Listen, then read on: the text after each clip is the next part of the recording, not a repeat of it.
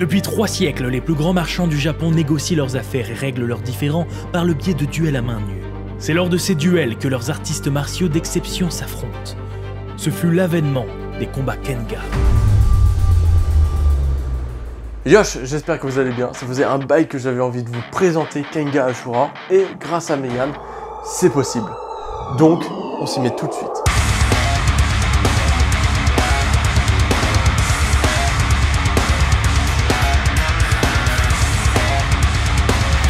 Réalisé par Sandrovic Yabako au scénar et Daro Meon au dessin, qui réalise sa première œuvre au passage, Kenga Ashura comporte 27 tomes au Japon, terminés, et en France, l'éditeur Meian nous régale avec 4 tomes tous les 2 mois. C'est un shonen axé sur la baston comme du baki, mais pour ceux qui sont réfractaires envers baki, je vous préviens, j'aime pas du tout baki. Mais j'ai adoré Kenga. En gros, on a la même base, mais pas le même fond. Et pour ceux qui aiment pas lire, il existe aussi 2 saisons sur Netflix en CGI, vraiment pas dégueu pour le style. C'est bien beau tout ça, mais Kenga Ashura, ça parle de quoi exactement? C'est très simple, Kenga n'a pas le temps de tourner autour du pot. L'intrigue est lancée très rapidement avec un employé de bureau qui va faire la connaissance de Oma Tokita, un jeune avec un fort potentiel pour le combat. Le lendemain de cette rencontre, il va se retrouver convoqué dans le bureau de son grand patron pour justement être le babysitter de Oma, qui vient d'être recruté par l'entreprise Nogi pour participer à ces fameux combats Kenga. Les combats Kenga sont des moyens pour les grosses entreprises de parier. Des parcelles de terrain, des marchés, Tadaron et plein d'autres choses. Tout ça dans les règles de l'art en faisant combattre leurs guerriers, évitant des guerres entre entreprises. Vous verrez par vous-même, mais Yamashita, l'employé censé s'occuper de Oma, a des réactions un peu chiantes.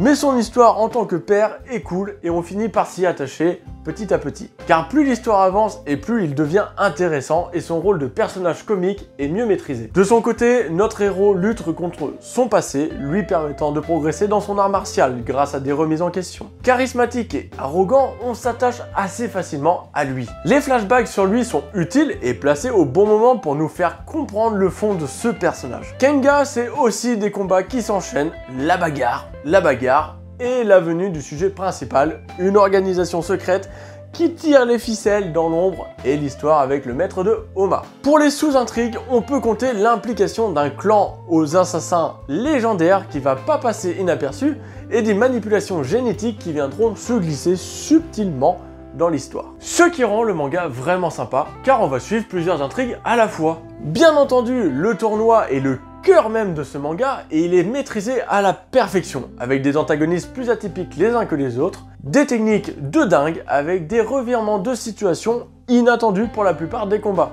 ce qui rend le moment agréable lorsque l'on parie sur notre poulain, mais qu'il perd. L'auteur arrive à nous brain assez facilement. Kenga a un autre atout dans sa manche.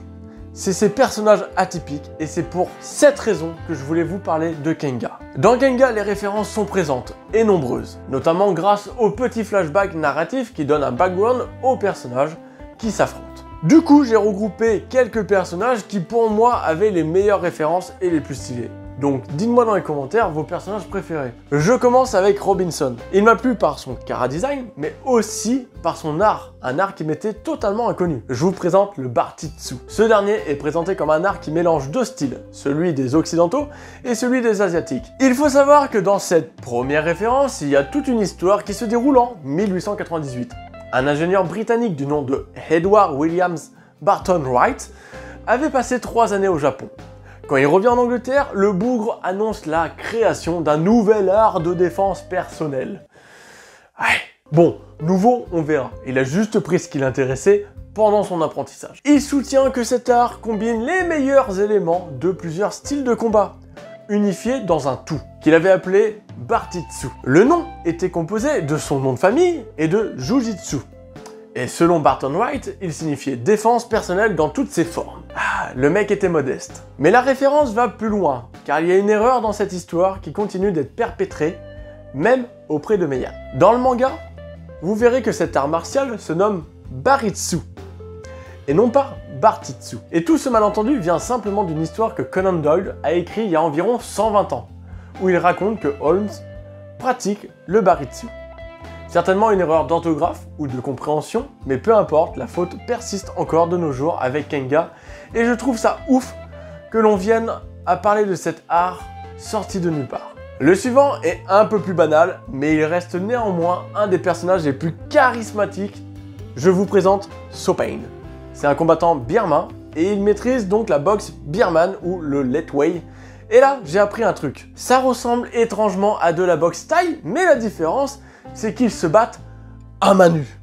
Un style de combat avec de l'attaque en permanence et un courage énorme. Le Letway est considéré comme l'un des sports les plus brutaux au monde, puisque les coups de tête sont permis. Bref, un personnage que vous allez kiffer avec un art martial qui est beaucoup trop vénère et qui colle parfaitement au style shonen. Et en plus de ça, il a une histoire en lien avec un autre perso stylé qui maîtrise la Muay Thai. Bref, des persos avec des refs, il y en a encore plein d'autres comme Imai qui peut rentrer dans la zone ou tout simplement des références scientifiques sur le corps humain qui apportent un plus au combat.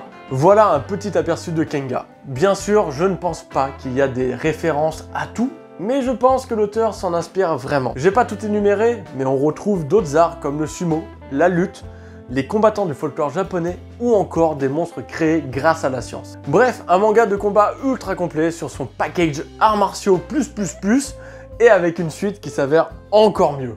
Kenga Omega. Pour finir de parler de Kenga, le dessinateur gère de ouf pour réaliser les combats et on avait vraiment besoin de ce dessinateur pour l'histoire qui nous est contée. Bref, il forme un duo de fou et vous serez pas déçus par les petites surprises que les auteurs nous ont laissées à la fin des mangas et sous les couvertures. J'espère que cette vidéo vous a plu, on se retrouve sur Mangacore pour une prochaine vidéo.